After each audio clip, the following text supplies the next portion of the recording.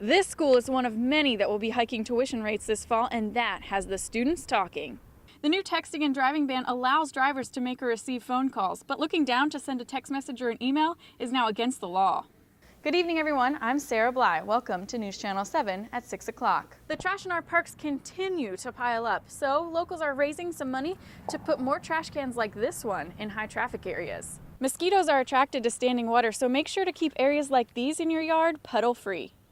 The United States Postal Service is no longer going to continue with its plan to cut postal services on Saturdays. These ropes are here to keep people out of the dunes, and the dunes are important because they keep all of this pretty white sand on the beach where it's supposed to be. The state's debt has hit an all-time high, which means it might be a lot harder for students when it comes to getting loans to pay for college. The woman pulled out in front of another car, which ended up hitting her vehicle.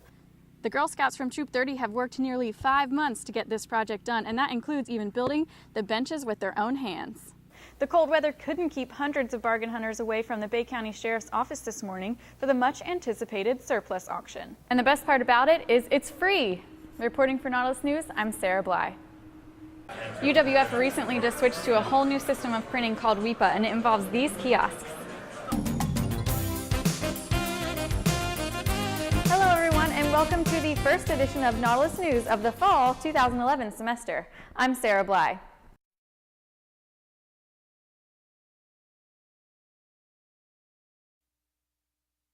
For days after a hurricane hits, electricity and other utilities might not be available. If you're going on a camping trip where you're not going to have running water or electricity, kind of plan the same way. The American Red Cross and other disaster response teams gathered at the Panama City Mall Saturday to help residents get ready for this year's hurricane season.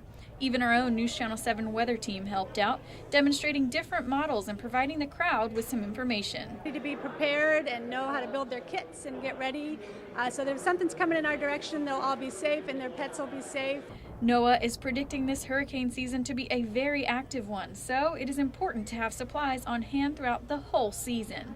Things like water, non-perishable food, and first aid kits are always needed, but don't forget about items like medication, flashlights, pet food, baby supplies, and batteries. What I think is important is that you have it all in one place. You have a first aid kit, you have everything together.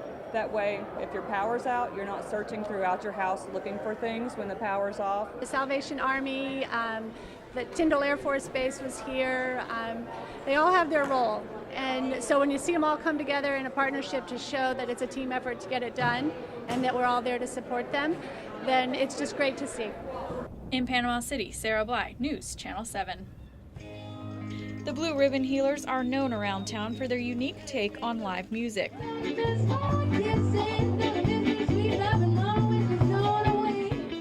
For the 4th season in a row, the duet has performed every Sunday morning at Liza's Kitchen on Thomas Drive. Finishing up like millions of people that are coming down for vacationing, and there's lots of venues and lots of places to play. Cindy and Rob both got their start right here in Panama City, but they won't be sticking around much longer. In a week, we're going out to the Northwest for the rest of June, like Oregon, Washington, and Idaho, and then we're packing it up and going to Colorado for the whole summer. And when we think about it, like, most of the music we play kind of originated around the Gulf Coast. We do Cajun, we do New Orleans swing, we do some beach grass. And so when we go traveling, it's kind of like we're promoting the Gulf Coast kind of style of music. They write their own music, but they don't define themselves by any one genre. Since their start in 2009, they have added many different music styles into their own to create a whole new sound. I think it's just the era that it comes from. There was such great songwriting from back then, and it's just, the songs tell a story that you can relate to. So I really like it. No matter the tune, these two love a good old-fashioned beat and are glad that the music recording industry isn't taking over completely. Live music is taking there's a big resurgence and appreciation for live music because the recording industry is having tough times with the internet right now, and I think that it's a good thing that live music is really coming back into everybody's heart. In Panama City Beach, Sarah Blei, News Channel 7. It was a difficult day for the loved ones who had to say their final farewell to Chaz Fain Saturday. Chaz was murdered at a friend's apartment in Tulsa, Oklahoma, where he was attending college, specializing in aviation and aircraft maintenance. According to his friend, who was also attacked and shot when Chaz was killed, the night started like any other, with a couple of guys laughing together and hanging out. Just chilling, and what tragedy happened after that. Just wish I never called him to my room. The 18-year-old was a recent graduate of Blountstown High School, where he played football and won the state championship for weightlifting. A tremendous young man. I admired him. I recognized him right off as not only a competitor, but a winner. Friends say he had big dreams and didn't let anything stand in the way of accomplishing them. And the one thing that I wanted to bring to this community and to this family is a fulfillment of a promise. And that promise is no act of evil will keep Chaz Fain from graduating posthumously from Spartan College of Aeronautics.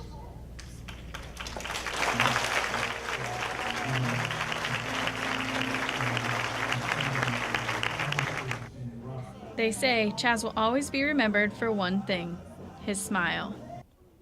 Only time he didn't smile was when he was eating or sleep. Then once he woke up or got done eating, he was right back to smiling. Chaz, we're gonna miss you, brother, but I'm gonna see you soon, and we're gonna have a big party upstairs. In Blountstown, Sarah Blei, News, Channel 7. Not everyone gets the chance to celebrate their 100th birthday, but on Sunday, Lynn Haven resident Carl Carlson got to celebrate triple digits. Friends and family came from all over to attend this special birthday party, leaving guests to question how he keeps himself young. And he always impressed upon us to early to bed, early to rise is what makes a man healthy, wealthy, and wise. Carlson has been a resident of Lynn Haven since 1945. For 22 years, he worked as a civilian machinist with the U.S. Navy and later worked for the paper mill for 5 years. He was probably one of the hardest working people that I have ever known. He would work all day, come home, have a little dinner, because he always ate at 4:30, and then would work outside until dark, whether it was in his garden or working on a boat he was restoring or some other type project that he had going. The centenarian has a passion for woodworking and creating model ships for his collection. Carlson's family says he is one of the most caring people you will ever meet. He taught us about the love for life, the love for family, and the love for God. And those are the memories that I cherish. Those are priceless. In Lynn Haven, Sarah Blei, News Channel 7. More than 65 boats paraded through the marina Saturday to celebrate the opening day of boating season. We are a fishing and boating community. There's so much of our community resources are structured around the bay. The Panama City Marina has kicked off fishing season with the blessing of the fleet for 16 years, but about 7 years ago, another group also got involved. Second Chance is a nonprofit organization for adults with brain injuries, and we're close by, and we've made friends in the community, and we've just became part of organizing it. Over the past few years, the event has turned into a fun way to raise funds and awareness for the Second Chance Center. With brain injuries, there's not a whole lot of scars, so it's an injury that's kind of not seen to the naked eye, and it's a little bit hidden. And it's really frustrating to have a brain injury and no one can tell. So this event helps to increase awareness about brain injury in Bay County and surrounding areas. The nonprofit organization earned money through donors and local businesses. There are many people out here that have suffered a brain injury, and they're out here working and interacting and contributing, and I'm sure that's a positive step towards their recovery. Saturday, the group also had a classic fish fry at the marina to raise more money for the cause. In Panama City, Sarah Blei, News Channel 7.